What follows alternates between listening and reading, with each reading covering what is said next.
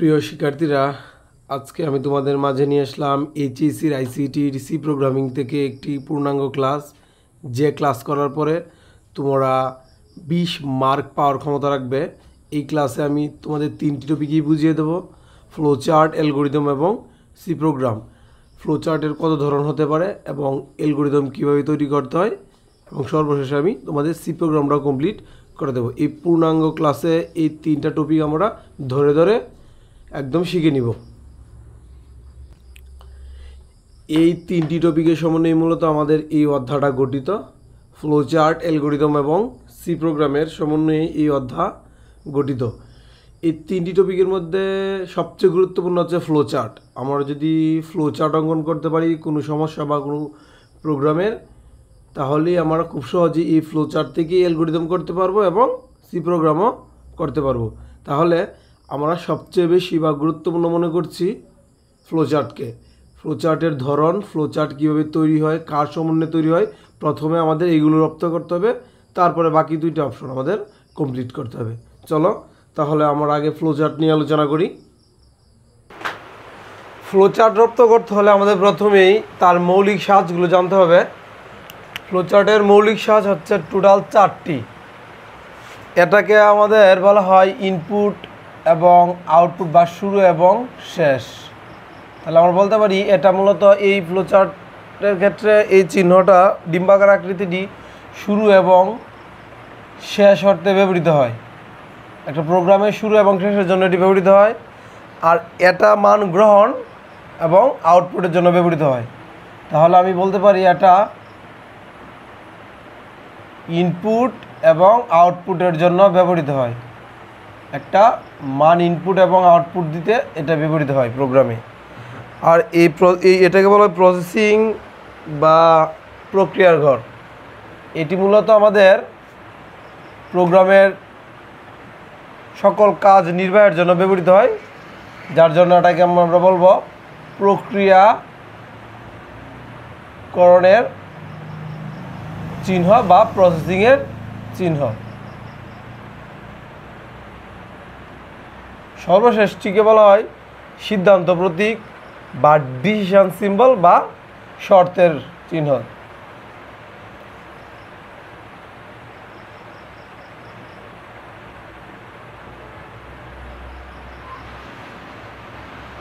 আমরা ডিসিশনের ক্ষেত্রে বা কোনো শর্তের ক্ষেত্রে এই চিহ্নটি আমরা ব্যবহার করে থাকি। এই 4টি হচ্ছে আমাদের মৌলিক সাজ। এছাড়াও রয়েছে অতিরিক্ত আরও 2টি। এছাড়াও অতিরিক্ত এই 2টি চিহ্নের ব্যবহার হয়। এই বৃত্তের মতন চিহ্নটিকে বলা হয় সংযোগকারী চিহ্ন বা জয়নিং সিম্বল। আর এটাকে বলা হয় প্রবাহের দিক নির্ধারণের চিহ্ন। প্রবাহের দিক, এই হলো মূলত আমাদের ফ্লো চার্টের ক্ষেত্রে ব্যবহৃত সাজগুলো। এখন আমরা শিখব যে ফ্লো চার্ট কতভাবে বিভক্ত বা কতগুলো ফ্লো চার্ট হতে পারে প্রোগ্রামের ক্ষেত্রে। ফ্লো চার্ট সাধারণত 3 ধরনের হয়ে থাকে। এছাড়াও অ্যাবস্ট্রাকশনাল আছে 1-2টি। সাধারণত ভাববো আমরা 3 ধরনের ফ্লো চার্ট হয়ে থাকে। প্রথমটিকেই বলবো আমরা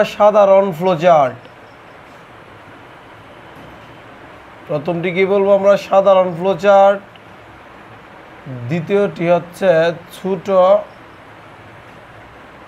বড় ফ্লো চার্ট এবং তৃতীয়টি হচ্ছে ধারার ফ্লো চার্ট। সবচেয়ে বেশি গুরুত্বপূর্ণ হচ্ছে ধারার ফ্লো চার্ট, তারপরে এই 2টিকে বলা যায়, কিন্তু প্রত্যেকটি আমাদের রপ্ত করতে হবে। তাহলে আমি কি বলেছি যে ফ্লো চার্টকে আমরা 3 ভাগে বিভক্ত করতে পারি। প্রথমটা হচ্ছে সাধারণ ফ্লো চার্ট, দ্বিতীয়টি হচ্ছে ছোট বড়র ফ্লো চার্ট এবং তৃতীয়টি হচ্ছে ধারার ফ্লো চার্ট। এখন আমরা ক্রমান্বয়ে প্রত্যেকটি ফ্লো চার্টেই দেখব যে সাধারণ ফ্লো চার্টটি কীরকম, ছোট বড় ফ্লো চার্টটি কীরকম এবং ধারার ফ্লো চার্টটাই কীরকম। আমাদের সাধারণ ফ্লো চার্টটি হচ্ছে এরকম যে প্রথমে একটি এরকম ডিম্বাকার শুরুর চিহ্ন দিতে হবে, তারপরে ইনপুট, তারপরে হচ্ছে প্রসেস বা প্রক্রিয়াকরণের, তারপর হচ্ছে আউটপুট, আর তারপরটি হচ্ছে শেষের জন্য। শুরু এবং শেষের জন্য আমাদের সিম্বলটি একই হয় এবং ইনপুট এবং আউটপুটের জন্য আমাদের সিম্বলটি একই রকম হয়। তাহলে ব্যতিক্রম হচ্ছে প্রসেসিং বা প্রক্রিয়াকরণের যে ঘরটি এটি আয়তক্ষেত্রের মতন হয়। তাহলে আমাদের যদি বলা হয় যে সাধারণ ফ্লোচার্ট অঙ্কন করো বা সাধারণ ফ্লোচার্ট কীরকম, এই পুরোটা আমাদের অঙ্কন করে দিলেই হয়ে যাবে। তাহলে আমরা মোটামুটি বুঝে নিলাম যে সাধারণ ফ্লোচার্ট দেখতে কীরকম হয়। এখন আমরা বুঝবো যে ছোটো এবং বড় ফ্লোচার্টটা কীরকম হয়। আর তোমাদের যাদের প্রয়োজন তারা এই প্রত্যেকটি ফ্লোচার্ট খাতায় তুলে রাখতে পারো, এতে করে তোমাদের কম্পেয়ার করতে খুবই সুবিধা হবে। মানে সাধারণ ফ্লোচার্টটাই কীরকম, ছোটো বড়োটাই কীরকম বা ধারাটাই কীরকম, তিনটের মধ্যে তোমরা খুবই সহজে কম্পেয়ার করতে পারবে। আচ্ছা, এখন আমরা ছোটো বড়টা রপ্ত করি এবং দেখি কিভাবে তৈরি করা হয়। তাহলে ছোটো বড়টি হচ্ছে প্রথমেই এরকম একটা শুরুর চিহ্ন হবে, তারপরে ইনপুটের জন্য একটি ঘর হবে, ইনপুটের পরে আমাদের শর্তের চিহ্ন দিতে হবে। এরকম শর্তের চিহ্ন দিতে হবে তিনটি, কারণ সাধারণত আমাদের ছোটো বড় বলা হয় তিনটি বর্ণের ক্ষেত্রে, যার জন্য আমাদের তিনটি ঘর দিয়েছি এবং এখানে তিনটি আউটপুটের ঘর দিব। এটা মোটামুটি আমাদের মুখস্থই করতে হবে যে তিনটি সংখ্যার মধ্যে ছোটো বড়োর কথা বলা হলেই এই ফ্লোচার্টটা আমাদের অঙ্কন করে দিতে হবে। এটা বেশ একটি ইম্পর্টেন্ট ফ্লোচার্ট, যেটি আমাদের পরীক্ষায় আসতে পারে, আমরা বলতে পারি। এটি হচ্ছে মূলত আমাদের ছোটো বড় নির্ণয়ের যে ফ্লোচার্টটা। প্রথমে কি দিয়েছি, একটা শুরুর চিহ্ন, তারপরে একটা ইনপুট, তিনটি যেহেতু বর্ণ বা ডাকের মধ্যে বলা থাকবে তিনটি বর্ণের মধ্যে কোনটি বড় বা কোনটি ছোটো নির্ণয় করে, তার জন্য আমরা তিনটি শর্তের ঘর দিয়েছি এবং তিনটি আউটপুটের ঘর দিয়েছি এবং সর্বশেষে এই আউটপুটটির জন্য একটি এই প্রোগ্রাম শেষে চিহ্ন দিয়েছি ডিম্বাকারের মতো করে। প্রশ্নে বলা থাকতে পারে যে এরকম যে এ বি সি তিনটি সংখ্যার মধ্যে কোনটি ছোটো অথবা বড় বা তিনজন ব্যক্তির নাম বলা থাকতে পারে, তাহলে আমার এই ফ্লোচার্টটা অঙ্কন করে দেব। আর একটু কাজ বাকি রয়েছে। এখানে এইভাবে থাকবে, এখানে এইভাবে থাকবে এবং এইখান থেকে একটি জয়েন এভাবে আসবে এবং এখান থেকে একটি এভাবে আসবে। এটাকে এখন আমরা বলতে পারি একটি পূর্ণাঙ্গ ফ্লোচার্ট ছোটো বড় নির্ণয়ের ক্ষেত্রে। এবং এই ভিতরে কোন কোন ভ্যালুগুলো বসবে, কীভাবে বসবে না বসবে, এটা আমরা বুঝিয়ে দেব এই ধারার ফ্লোচার্টটা বুঝিয়ে দেওয়ার পর। তাহলে আমাদের সাধারণ ফ্লোচার্টটাও মোটামুটি বুঝলাম কীভাবে হয় এবং ছোটো বড়টাও বুঝলাম। এখন বাকি রইল শুধু আমাদের ধারার ফ্লোচার্টটা। ধারার ফ্লোচার্টের ক্ষেত্রে আমাদের শুরু করতে হবে। শুরুর জন্য আমার একটা রিমোকার চিহ্ন দিতে হবে, তারপরে ইনপুটের একটি দিতে হবে, ইনপুটের দেওয়ার পর আমাদের একটা প্রসেসের ঘর দিতে হবে, এরকম প্রসেসের পরে একটা জয়েনিং চিহ্ন দিতে হবে, তারপরে এরকম একটা শর্তের ঘর দিতে হবে। শর্তের ঘর দেওয়ার পর টানা মানে দুইবার আমাদের এরকম প্রসেসিংয়ের বা প্রক্রিয়াকরণের ঘর দিতে হবে দুইটি, এবং এই দিক থেকে একটি টান আমরা এদিক থেকে এনে এই সংযোগে বা জয়েনিং এখানে লাগিয়ে দিব, আর এখানে আরেকটি দিব আউটপুটের জন্য, মানে প্রোগ্রামের যে ফলাফলটা আমরা প্রদর্শন করবো এবং এখানে শেষ করার জন্য এটি চিনে দেবো। যদি আমাদের বলা হয় ধারার, আর ডাকের মধ্যে তো ধারা বুঝবই যে এইভাবে দেওয়া থাকতে পারে যে প্রথম পদ থাকতে পারে এরকম, তারপরটা এরকম ডট চিহ্ন দেওয়ার পরে এরকম এইভাবে দেওয়া থাকতে পারে ধারা, যে বলা থাকবে যে উদ্দীপকের ধারাটির জন্য ফ্লোচার্ট বা প্রবাহ চিত্র অঙ্কন করো। আমরা তো জানি যে প্রবাহ চিত্র যে কথা, ফ্লোচার্ট একই কথা। তাহলে আমরা এটা পুরোপুরি মুখস্থভাবে অঙ্কন করে দেব। এদিক দিয়ে মূলত হয় নো আর এদিক দিয়ে হয় ইয়েস। এতটুকু রপ্ত করতে পারলে আমাদের ধারারও ফ্লোচার্ট আয়ত্ত হয়ে যাবে। আর এখানে ভ্যালুগুলো কীভাবে বসাবো এবং কোথায় কী বসবে আমরা এটা অবশ্যই বুঝিয়ে দেবো। তাহলে আমাদের তিনটা টপিক শেষ, যে সাধারণ ফ্লোচার্ট, ছোটো বড় ফ্লোচার্ট এবং ধারার ফ্লোচার্ট কীভাবে হয় এটা আমাদের আগে রপ্ত করতে হবে। এখন আমরা প্রশ্ন থেকে কীভাবে বুঝবো যে এখন কি সাধারণ ফ্লোচার্টটাই আঁকবো না ছোটো বড়টা আঁকবো না ধারারটাই আঁকবো, এটা একটু ক্লিয়ার করবো তোমাদের। প্রশ্নে যদি বলা হয় যে দুইটি সংখ্যা বা তিনটি সংখ্যার যোগফল নির্ণয় করো, তাহলে আমরা সাধারণ ফ্লোচার্ট অঙ্কন করবো বা যোগফল নির্ণয়ের ফ্লোচার্ট অঙ্কন করো। বা বলা থাকতে পারে দুইটি সংখ্যা বা তিনটি সংখ্যার গড় নির্ণয় করো, অথবা প্রশ্নে বলা থাকতে পারে এরকম যে ত্রিভুজের ক্ষেত্রফল নির্ণয় করো, বা বৃত্তের ক্ষেত্রফল নির্ণয় করো, বৃত্তের ক্ষেত্রফল নির্ণয় করো। অথবা বলা থাকতে পারে যে সেলসিয়াস থেকে ফারেনহাইটে রূপান্তর করো, অথবা ফারেনহাইট থেকে সেলসিয়াস রূপান্তর করো। এই কথাগুলো বলা থাকলেই আমরা সাধারণ ফ্লোচার্ট অঙ্কন করব। যদি বলে যে যোগফল নির্ণয়ের ফ্লোচার্ট অঙ্কন করো, গড়ের নির্ণয়ের বা ত্রিভুজের ক্ষেত্রফল, বৃত্তের ক্ষেত্রফল, বা সেলসিয়াস থেকে ফারেনহাইট থেকে সেলসিয়াস, এই কথাগুলো বললেই তার যদি ফ্লোচার্ট চায় আমরা সাধারণ ফ্লোচার্টটা অঙ্কন করে দেব। আর যদি প্রশ্নে এরকম বলা হয় যে এ বি সি তিনটি সংখ্যা বা তিনজন ব্যক্তির নাম উল্লেখ থাকে, বলা থাকে তাদের মধ্যে বয়সের যে পার্থক্যটা বা তাদের রানের সংখ্যা, হ্যাঁ, বা তিনটি ফলের দাম দেওয়া থাকতে পারে বা তিনটি ফলের ওজন দেওয়া থাকতে পারে। হ্যাঁ, এই তিন রিলেটেড কথাবার্তা উঠলেই যে এর মধ্যে কোনটার দাম বেশি গেল বা কোনটার দাম কম, কোনটি বড় কোনটি ছোট, কোনটি বড় বা কোনটি ছোট, কোনটি বেশি কোনটি কম, এরকম কথাবার্তা হলেই আমরা বুঝে নেব যে এই ছোট বড় ফ্লোচার্টটা আমাদের অঙ্কন করতে হবে। তাহলে আমরা বুঝে নিলাম কখন ধারার ফ্লোচার্ট অঙ্কন করব, কখন ছোট বড়র ফ্লোচার্ট অঙ্কন করব, কখন সাধারণ এই ফ্লোচার্ট অঙ্কন করব, কখন ছোট বড়টা অঙ্কন করব। এখন শুধু আমাদের বাকি রয়েছে যে ধারারটি। আমরা কিভাবে ধারারটি বুঝবো যে এখন ধারার ফ্লোচার্ট অঙ্কন করতে হবে। ধারার ক্ষেত্রে উদ্দীপকের মধ্যে স্পষ্ট এরকম ধারা উল্লেখ করা থাকতে পারে, বা এরকমও দেওয়া থাকতে পারে,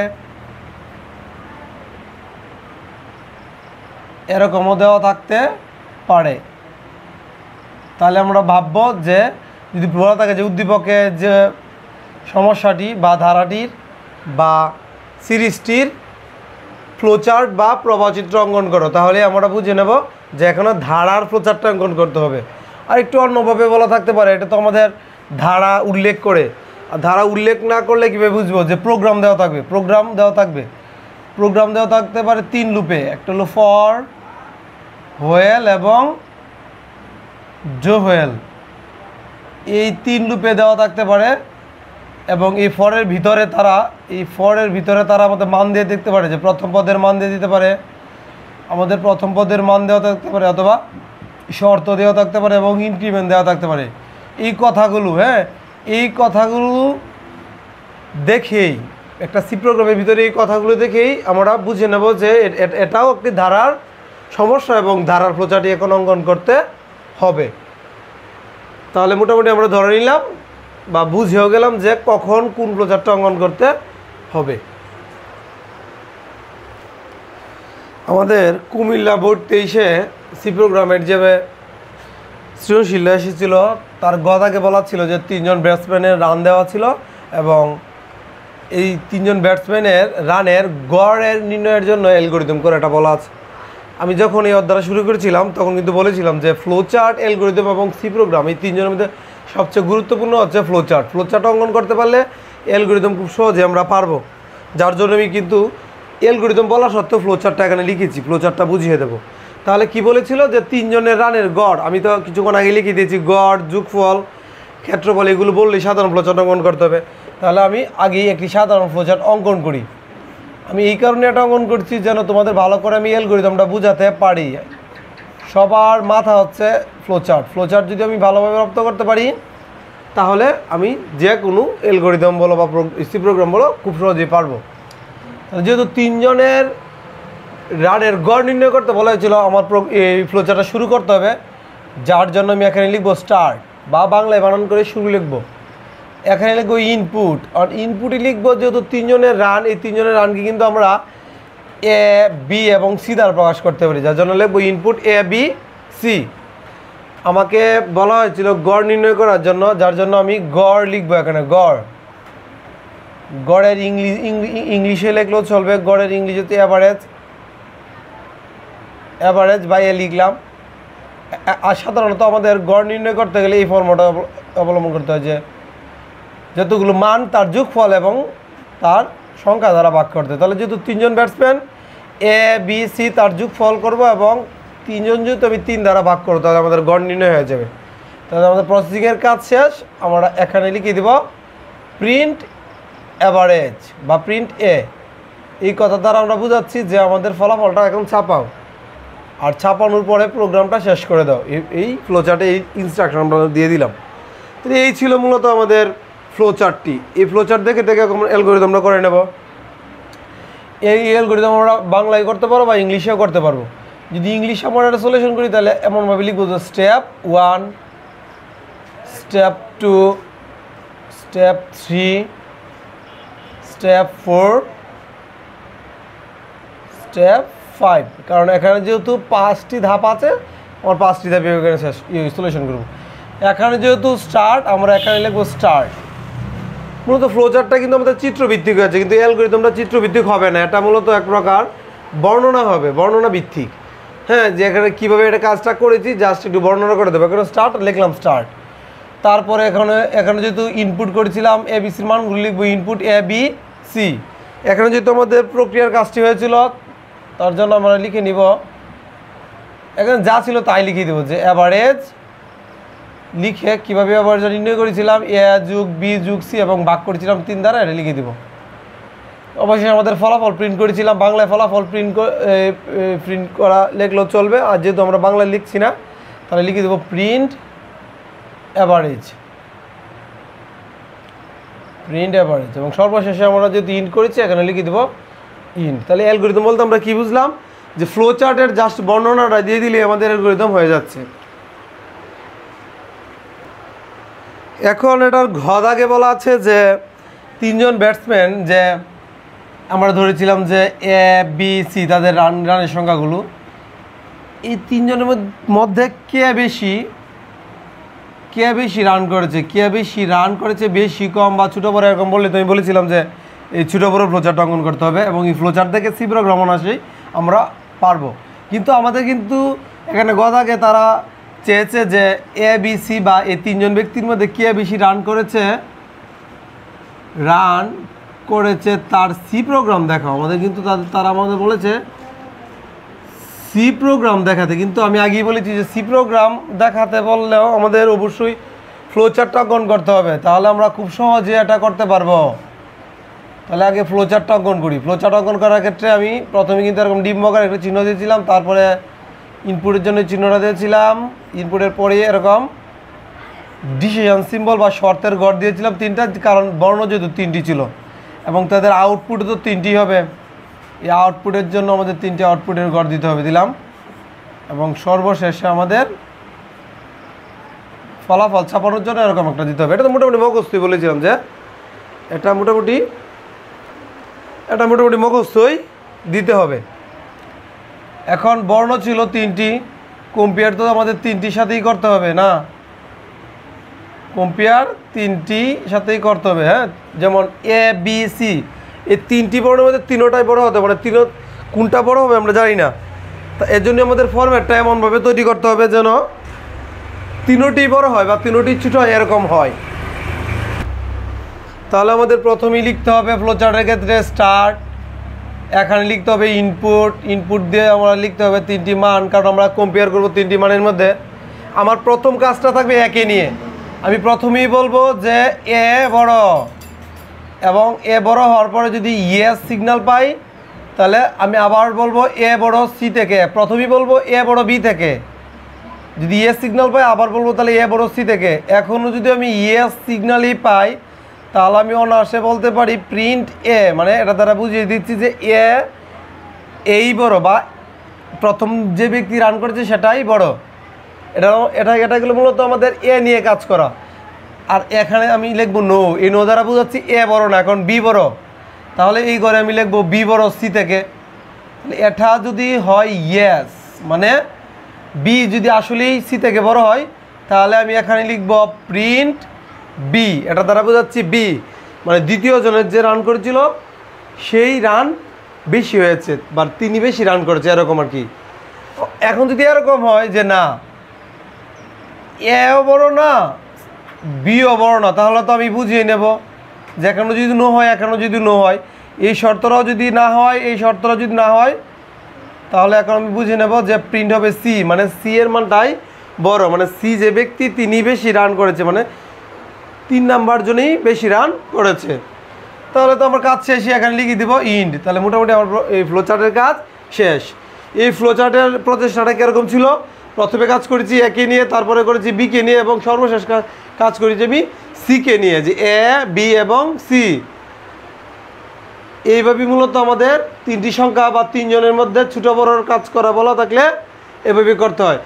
এটা কিন্তু ছোটোর কাজ ছিল না বা কমের কাজ ছিল না, কারণ ডাকের মধ্যে বলা ছিল যে কে বেশি করেছে, যার জন্য এটা বড় বা বেশি নির্ণয়েরই ফ্লোচার্টটা ছিল। কারণ আমি কিন্তু একে এখানে বড়ই করেছি, একে বড়ই করেছি, বিকে বড়ই করেছি, হ্যাঁ, এখানে ছোটো কোনো চিহ্ন ব্যবহার করিনি, যার জন্য বলতে পারি যে এ বি সি 3টি সংখ্যার মধ্যে কোনটি বড় বা কোনটি বেশি তারই ফ্লোচার্টটা আমি করেছি। এখন আমরা কাঙ্ক্ষিত কাজটি করব, মানে সি প্রোগ্রামটি আমরা করব। আমাদের সি প্রোগ্রামটি এখন আমরা সলিউশন করব। সি প্রোগ্রাম করার ক্ষেত্রে একটা বেসিক স্ট্রাকচার আমাদের ফলো করতে হবে। বেসিক স্ট্রাকচারটা হচ্ছে এরকম, প্রথমে লিখতে হবে ইনক্লুড studio.h, তারপরে লিখতে হবে ইনক্লুড conio.h, তারপরে লিখতে হবে মেইন, হ্যাঁ, সেকেন্ড ব্র্যাকেট দেব, সেকেন্ড ব্র্যাকেট দিয়ে লিখবো ইন্ট দিয়ে ভেরিয়েবলগুলো ডিক্লেয়ার করব। ইন্টের মধ্যে ভেরিয়েবলগুলো যে বর্ণগুলো ছিল আর কি, ইন্ট এ বি সি। এখন কথা হচ্ছে এ বি সি ভেরিয়েবল আমরা ডিক্লেয়ার করলাম, এখানে আরও কাজ বাকি। কীরকম কাজ বাকি, যে এই মানগুলো আমার প্রদান করতে হবে বা প্রবেশ করতে হবে, যার জন্য আমাদের প্রিন্ট এফের সাহায্য নিতে হবে। লিখবো প্রিন্ট এফ, এই প্রিন্ট এফ এ লিখবো আমরা, এই প্রিন্ট এফে লিখবো আমরা enter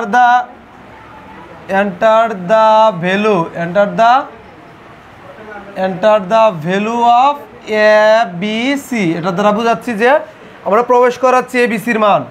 শুধু এ বি সির মান প্রবেশ করালেই হয় না, তার মান শো করাতে হয়, মানে দেখাতে হয়, যার জন্য আমাদের স্ক্যান অ্যাপের সাহায্য নিতে হবে। প্রিন্ট অ্যাপ আসলে স্ক্যান অ্যাপের সাহায্য নিতে হবে, যার জন্য লিখবো মডুলাস ডি, আবার লিখবো মডুলাস ডি, আবার লিখবো মডুলাস ডি। এখানে আমরা 3টি মডুলাস ডি দিব, আর 3টি মডুলাস ডি দেওয়ার কারণ হচ্ছে এখানে বর্ণ ছিল 3টি এ বি সি, আর 3টার মান নিয়ে আমার শো করাতে হবে বা দেখাতে হবে, যার জন্য এরকম যে এন চিহ্ন দিয়ে লিখবো আমরা এ, ক্ষমা দিব, আবার এন চিহ্ন দিয়ে লিখবো বি, আবার এরকম এন চিহ্ন দিয়ে লিখবো সি। তাহলে আমাদের মোটামুটি মান শো করার কাজও শেষ হয়ে গেল। এখন হচ্ছে আমাদের অরিজিনাল কাজ কি, যে 3টি সংখ্যা এ বি সি এর মধ্যে কে বড় কে ছোট কীভাবে আমরা বুঝবো, তার জন্য আমাদের 3টি শর্তের সহযোগিতা নিতে হবে। 3টি শর্ত কীরকম, একটি হচ্ছে ইফ, আরেকটি হচ্ছে এলস ইফ, এবং সর্বশেষটি হচ্ছে এলস। এই 3টি সহযোগিতায় আমরা এটাকে সলিউশন করব। আমরা এ এর জন্য সহযোগিতা নিব ইফের, বি এর জন্য সহযোগিতা নিব এলস ইফের, এবং সি এর জন্য সহযোগিতা নিব শুধু এলসের। তাহলে প্রথমে আমরা লিখি ইফ, এবং এই ইফে আমরা বলবো, এই ইফের মধ্যে আমরা বলবো যে এ নিয়ে যে কাজটা করেছিলাম, যে এই বড় কে থেকে বড় বি থেকে, এভাবে একটি এন্ড চিহ্ন দিব, আবার এখানে একটি এন্ড চিহ্ন দিব, এখানে আবার বলবো এ বড় সি থেকে। যদি এরকমটা হয়, এখানে 2টি এন্ড চিহ্ন দিচ্ছি কেন, কারণ শর্ত যেহেতু 2টি। যদি এরকমটা হয় তাহলে এখানে লিখবো প্রিন্ট, প্রিন্ট চিহ্ন দিয়ে লিখবো মডুলাস ডি এবং এন্ড চিহ্ন দিয়ে লিখবো এ। এটা দ্বারা বোঝাচ্ছি এই বড়, এই প্রিন্ট দ্বারা মূলত ফলাফলটা চাপাচ্ছি যে এই বড়। এখন তো এর কাজ গেল, আমার বি এর কাজ করতে হবে, যার জন্য আমি লিখবো এখানে এলস ইফ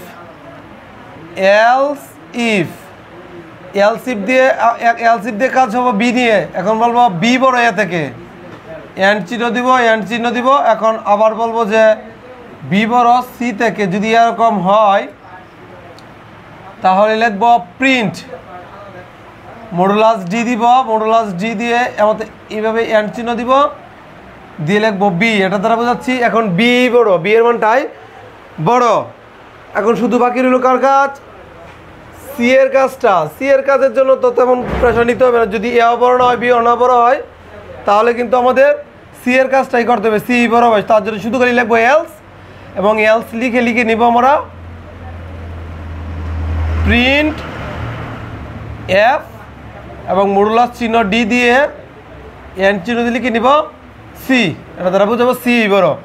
তোমার প্রোগ্রাম মোটামুটি শেষ। প্রোগ্রাম শেষ করার জন্য আমি লিখবো এখানে গ্যাস এবং সেকেন্ড ব্র্যাকেট দিয়ে ক্লোজ করে দেবো। এই যে সেকেন্ড ব্র্যাকেটটা এই দিক দিয়ে এই মুখী করে দিয়েছিলাম, এটাকে এই মুখী করে দিয়ে আমাদের প্রোগ্রামটা শেষ করে দিতে হবে। তাহলে আমরা মোটামুটি বলতে পারি যে এইখান থেকে এই পর্যন্ত আমাদের মোটামুটি বেসিক স্ট্রাকচারই ছিল, আর এই গ্যাস থেকে এই পর্যন্ত বেসিক স্ট্রাকচার ছিল। শুধু কাজ হচ্ছে ভিতরে যে ইফ, এলস ইফ এবং এলস, এই তিনটি কাজই হচ্ছে মূলত আমাদের সমস্যা কেন্দ্রিক। যেমন বলা হয়েছিল যে এ বি সি তিনটি সংখ্যার মধ্যে কোনটি বেশি রান করেছে, তার জন্য এই তিনটি কাজ আমরা এখানে করে দিয়েছি। এই ছিল মূলত আমাদের এই বোর্ডের ঘ দাগের আনসার।